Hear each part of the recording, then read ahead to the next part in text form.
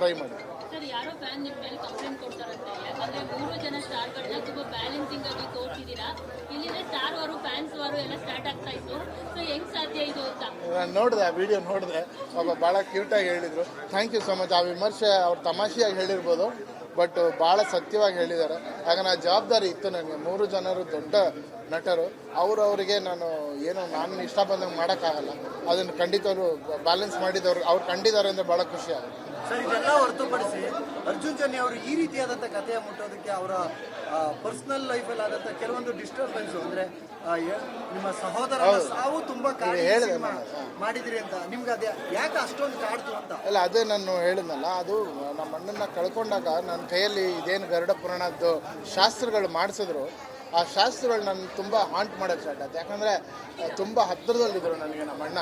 ನಾನು ಎಮೋಷ್ನಲಿ ಅವರು ಏನು ಪಯಣ ಮುಂದಕ್ಕಿದೆ, ಆ ಪಯಣ ತುಂಬ ಚೆನ್ನಾಗಿ ಸಾಗಬೇಕು. ನಮ್ಮ ಕಡೆಯಿಂದ ನಾವು ಇಲ್ಲಿ ಜೊತೆಲಿದ್ದಾಗ ಏನೋ ಲೋಪದೋಷಗಳಾಗಿದ್ರು ಅವ್ರು ಬದುಕಿದ್ದಾಗ ನಾವು ಎಷ್ಟು ಚೆನ್ನಾಗಿ ನೋಡ್ಕೊಂಡು ಅನ್ನೋದು ಮುಖ್ಯ ಅಲ್ಲ.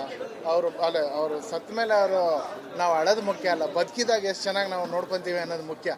ಸೊ ಇವೆಲ್ಲವೂ ನನಗೆ ಗರುಡ ಪುರಾಣದ ನಾನು ಕಾರ್ಯಗಳು ಮಾಡಬೇಕಾದ್ರೆ ಗೊತ್ತಾಗಿದ್ದು. ಆದ್ದರಿಂದ ಅದು ಜನತೆಗೆ ಗೊತ್ತಾಗಲಿ, ಯಾಕಂದರೆ ಯೂತ್ಸ್ಗೆ ಅದ್ರ ಬಗ್ಗೆ ಗೊತ್ತಿಲ್ಲ. ಆ ಶಾಸ್ತ್ರದ ಬಗ್ಗೆ, ಆ ಶಾಸ್ತ್ರ ಭಾಳ ಇಂಪಾರ್ಟೆಂಟ್. ಪ್ರತಿಯೊಬ್ಬರೂ ಅದನ್ನು ಫಾಲೋ ಮಾಡಬೇಕು. ಬದುಕಿದ್ದಾಗ ಎಷ್ಟು ಇಂಪಾರ್ಟೆನ್ಸ್ ಇದೆ ಅಷ್ಟೇ ನಾವು ಯಾರನ್ನ ಕಳ್ಕೊಂಡಾಗ ಅಷ್ಟು ಜವಾಬ್ದಾರಿಗಳಿದೆ ಅನ್ನೋದು ಗರುಡ ಪುರಾಣದಲ್ಲಿ ಹೇಳಿದ್ದಾರೆ. ಅದು ನಾವೆಲ್ಲರೂ ಸನಾತನಿಗಳಾಗಿ ಫಾಲೋ ಮಾಡಬೇಕು.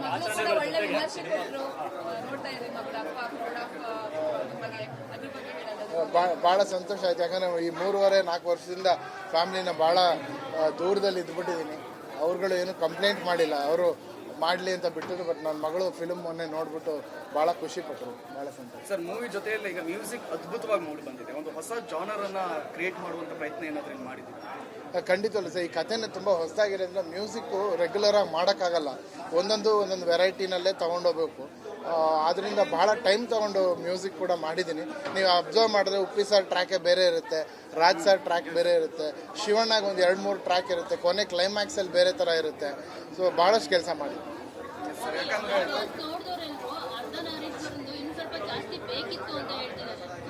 ಅದು ಒಳ್ಳೆ ವಿಷಯ. ಯಾವತ್ತು ಆಡಿಯನ್ಸು ಇನ್ನೂ ಬೇಕಿತ್ತು ಅಂತಾನೆ ಹೇಳಬೇಕು. ಸೊ ನಮಗೆ ಅದು ಸುಮಾರಷ್ಟು ಸೀನ್ಸ್ ನಮ್ಮ ತಲೆನಲ್ಲಿದೆ. ನೆಕ್ಸ್ಟ್ ಟೈಮ್ ಖಂಡಿತ ಮಾಡ್ತೀವಿ. ಸರ್, ಓವರಾಲ್ ಆಗಿ ಜನರಿಗೆ, ಅಭಿಮಾನಿಗಳಿಗೆ ಏನು ಹೇಳಕ್ಕೆ ಇಷ್ಟಪಡ್ತಾರೆ? ಅಭಿಮಾನಿಗಳು